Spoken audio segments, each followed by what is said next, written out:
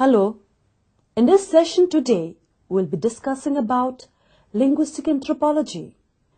Linguistic anthropology is one of the branches of anthropology. This branch has three paradigms. The first paradigm was associated with the discipline of linguistics. As linguistics developed its different fields, a new field of linguistics emerged as anthropological linguistics. The field was devoted to linguistic documentation of languages, then seen as doomed to extinction. Major areas of interest for this field include, firstly, grammatical description,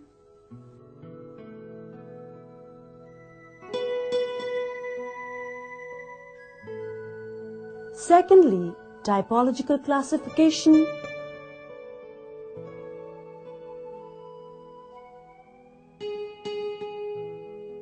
and thirdly, the unresolved issue of linguistic relativity.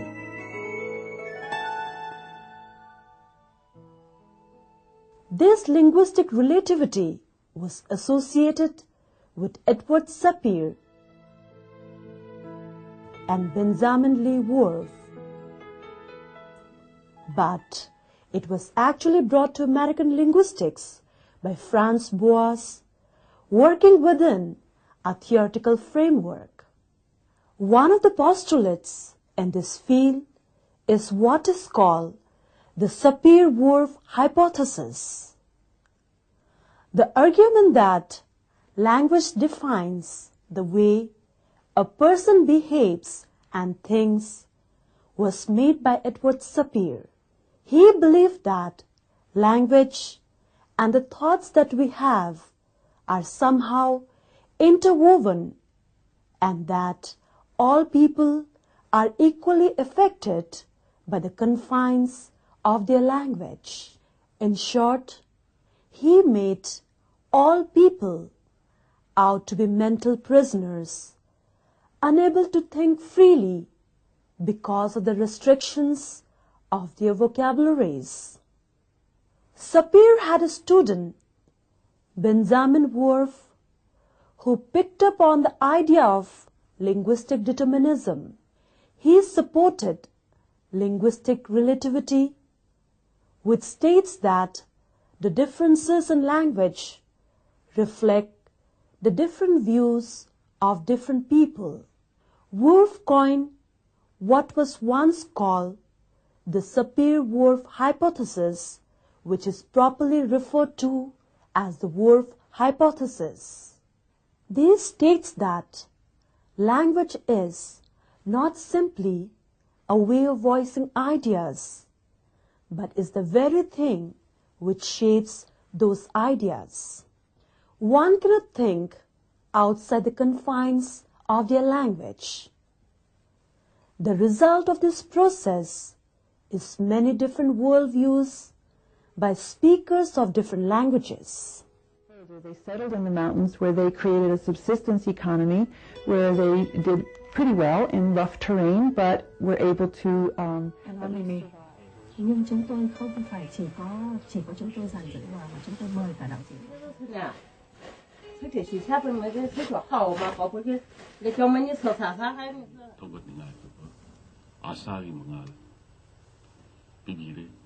The second paradigm was launched by Delheims. He fixed the name Linguistic Anthropology in the 1960s. He also coined the term ethnography of speaking or ethnography of communication to describe the agenda he envisioned for the field. It would involve taking advantage of new developments in technology such as mechanical recording.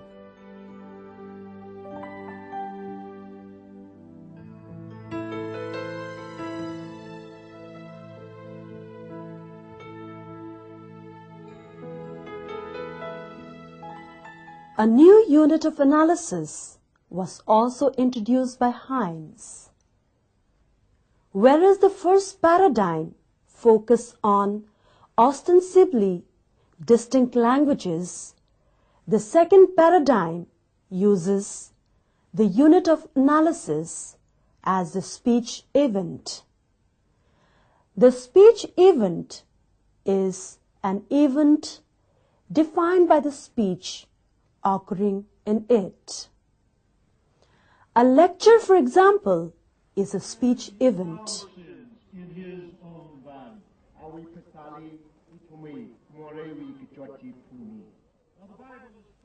In a speech situation, a speech may or may not occur.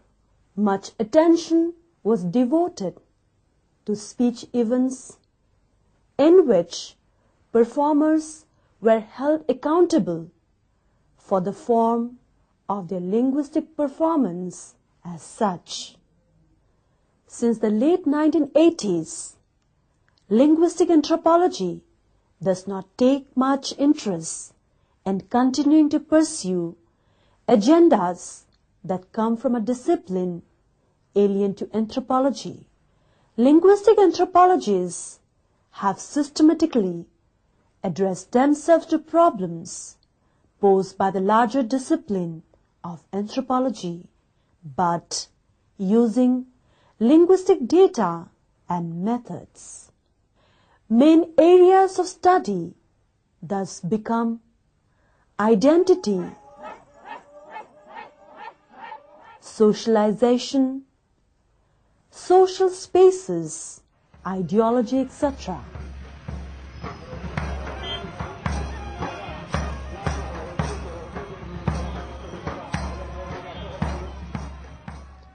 Now, the linguistic anthropology can be defined as the study of language as a cultural resource and speaking as a cultural practice. The speakers are considered as social actors, members of a particular complex communities, each organized in a variety of social institutions and through a network of intersecting but not necessarily overlapping sets of expectations, beliefs, and moral values about the world. It is an interdisciplinary field. It relies on and expands existing methods in other disciplines, linguistics and anthropology in particular. It aims to understand the multifarious aspects of language as a set of cultural practices. It is not just a study of language done by anthropologists. The act of providing a written account of some aspects of the grammar of language spoken by people without writing does not come within the ambit of linguistic anthropology. The scope of linguistic anthropology is different from a linguistic study or survey, as well as from ethnographic account of a particular ethnic group.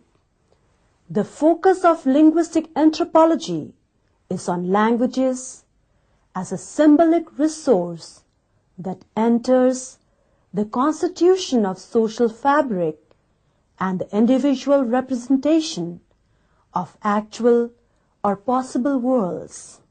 Such a focus allows linguistic anthropologists to address in innovative ways some of the issues and topics that are at the core of anthropological research, such as the politics of representation, the constitution of authority, the legitimation of power, the cultural basis of ethnicity and racism, and many more. The basic assumption of linguistic anthropology is that there are dimensions of speaking that can only be captured by studying what people actually do with language, by matching words, silence, and gesture with the context in which these signs are produced. And for example, the decor that you will find today, we couldn't do, for example, the chairs, the frigidaire. There are three major theoretical areas within linguistic anthropology. And let us see what are those areas. Three major theoretical areas within linguistic anthropology are there, and these are developed recently, and they are related with performance, indexicality, and participation. The concept of performance has a number of sources and a number of ways of interpretation. One dimension of performance is originated from Noam Chomsky in his distinction between competence and performance.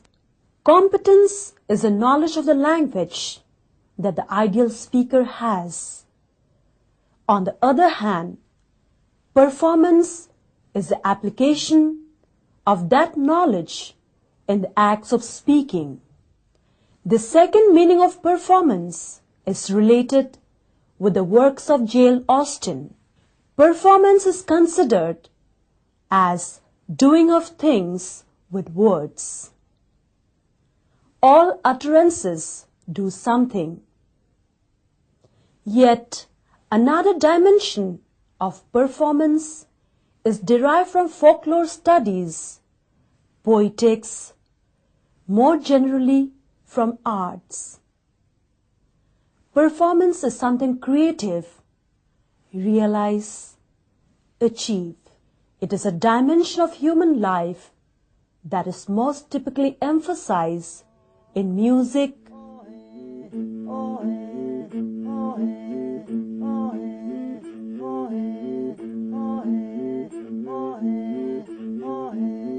theater,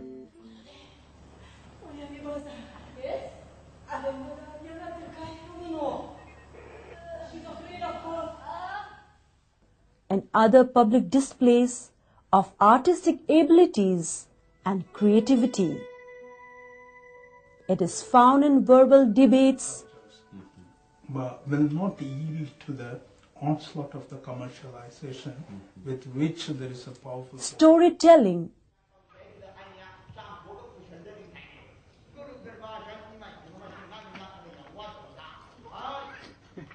singing,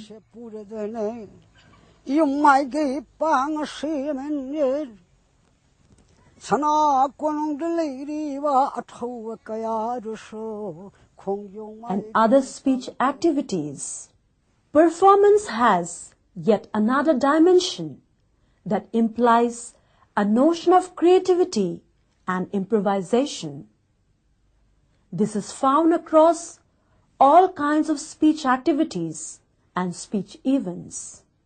Communication is not only the use of symbols that stands for beliefs,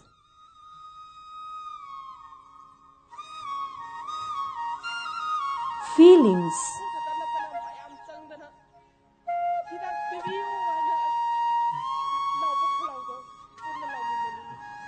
identities,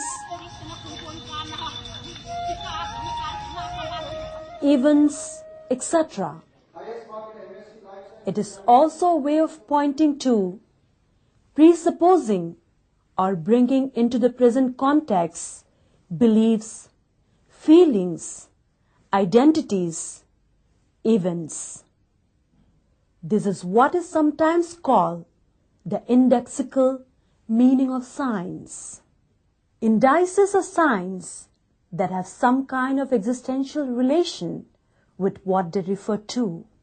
This category can be easily extended to linguistic expressions like the demonstrative pronouns such as these, that, those, etc. Personal pronouns like I and you. Temporal expressions like now, then, yesterday. Special expression like up, down, below, and above, etc. In this type of meaning, a word does not stand for an object or concept. It rather points to or connects to something in the context. The property of these expressions is called indexicality. The indexes range from apparently innocuous inquiries like, "Can you speak French?" to political commitment like, "Which side are you on?" In participation, the speakers are considered as social actors and the speaking as social activity.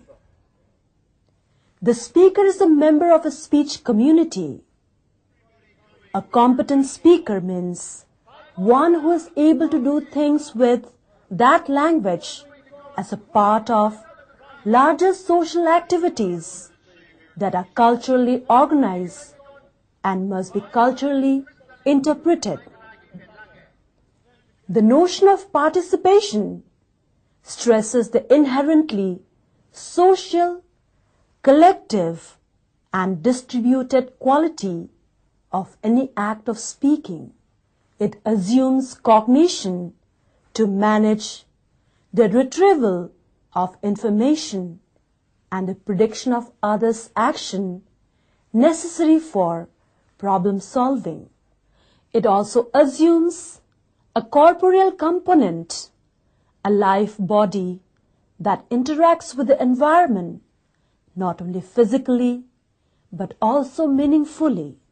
Alessandro Duranti of California University explains that the uniqueness about linguistic anthropology lies in its interest in speakers as social actors, in language as both a resource for and a product of social interaction, in speech communities as simultaneously real and imaginary entities whose boundaries are constantly being reshaped and negotiated through myriad acts of speaking.